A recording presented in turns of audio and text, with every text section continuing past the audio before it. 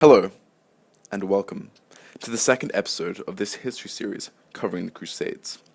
My name is Lucas Richardson, and today we'll be looking at the Second Crusade, including the origins, events, and outcomes of this medieval conflict.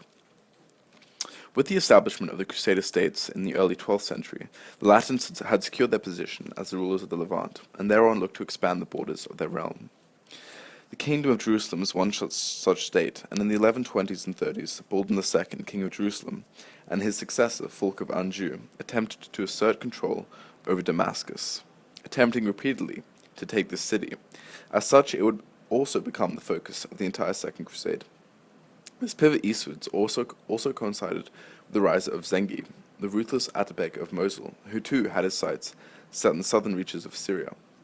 Zengi was driven in his conquests, and despite his attack on the Crusader fortress of Byrom in July 1137, historian Thomas Asbridge believes that he had virtually no intention of fighting against the Latin states.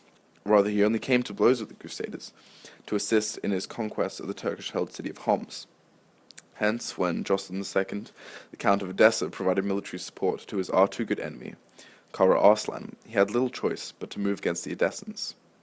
He did so whilst the Crusaders were in the field supporting this enemy, and through only a one-month siege, he managed to capture the city by the end of December 1144. The news of this loss reached Christendom in the new year, and shocked many. One of the great Crusader cities had been lost, and many believed that the rest would follow suit. It also prompted the Pope Eugenius III to issue the papal bull Quantum Predecessores, which called for the recapture of Edessa and assistance of Outremer, although this first point was more implied than stated explicitly. The bull was also aimed directly at the King of France, Louis VII, and it was expected that he would lead this great resurgent crusade. Historians generally believe that Louis had already planned to embark on his own campaign before the declaration of the bull. Notwithstanding, its issuance legitimized his mission and caused many thousands to join his crusade. The preaching of Bernard of Clairvaux, a famous Cistercian monk, was also a critical influence, and if there were any doubts as to Louis' conviction, he was compelled to join the crusade through the preaching of Clairvaux, and with an appeal to Conrad III, ruler of the Holy Roman Empire. This king also joined. Between the two of them and the numerous other lords who took up the cross, some 60,000 men were raised, and after talks, they agreed to take the overland route, as the first Crusaders had done. However, this proved to be the Crusade's undoing. The Byzantine Emperor Manuel I Comnenus, believing that the Germans, who had arrived first, had come to invade, closed the gates of Constantinople and refused to host or assist Conrad's army in any capacity, only reaffirming the notion, perpetuated by recounts of the First Crusade, that the Greeks were traitorous. Nevertheless, Conrad decided to cross the Bosporus into Anatolia without waiting for Louis and the second half of the Crusader force, a grave mistake. He divided his army into two, directing the camp followers to take the coastal route, whilst he led the army proper across Asia Minor. As the Turks had done in the First Crusade, they attacked the Crusaders at Dorylaeum in October 1147. However, this time the Germans were defeated, and much of Conrad's army was annihilated, whilst in a skirmish with the Turks, the king himself was injured. They were forced to retreat back towards Constantinople. A similar fate met the second German contingent, who were defeated in November 1147. Louis was better welcomed than the German king, perhaps because Manuel's fear of attack had been quelled, and like his grandfather, he made Louis swear an oath that any territory recovered would be returned to the Greeks. As you may have guessed, this promise was not fulfilled. However, many of the Greeks were suspicious of the Byzantines, who, as they learnt, had recently signed a peace treaty with the Seljuks, although this may have been due to the invasions of the Sicilian Roger II in the western sphere of the Byzantine Empire, as to shore up their eastern flank. Still, the Crusaders continued into Asia Minor, although without any military support or guidance from the Byzantines. The Frankish army met the remnants of Conrad's force at Lopadion, and they subsequently merged, continuing with the Crusade. However, Conrad, suffering from his injuries, returned to Constantinople to recover. Louis, now at the head of the Crusader forces, decided to take the entire army along the coastal route, stopping at the ancient town of Ephesus. Despite learning that the Turks planned to attack the army after leaving the city, they continued nevertheless.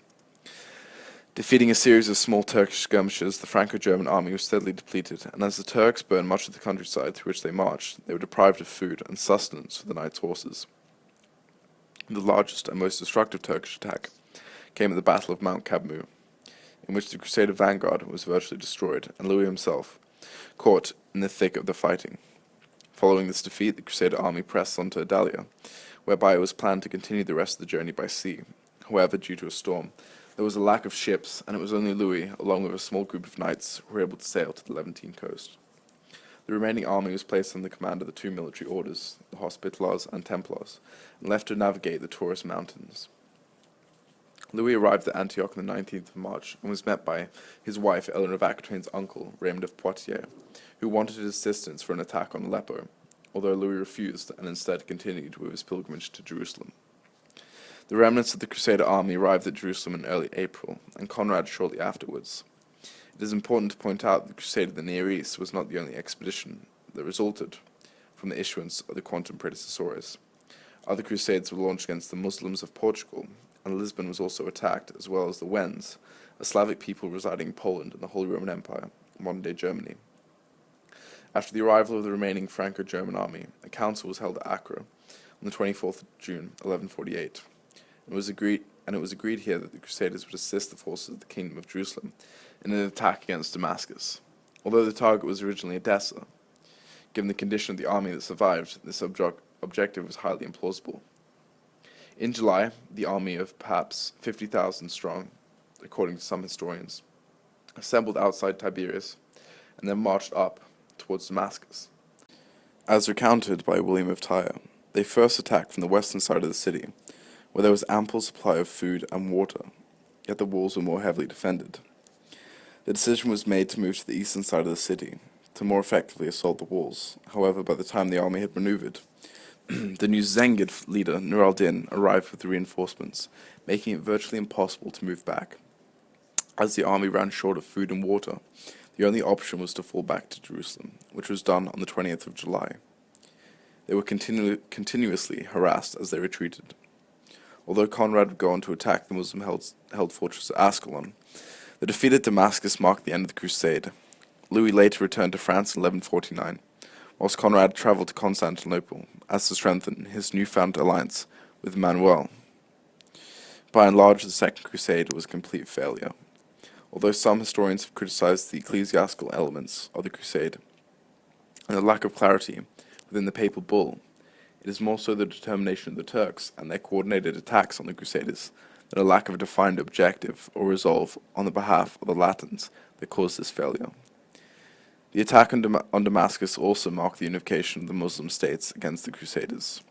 Nur al-Din seized Damascus in 1154, and his actions would lay the foundations for the Ayyubids to later unite the entire Middle East against the Crusader states.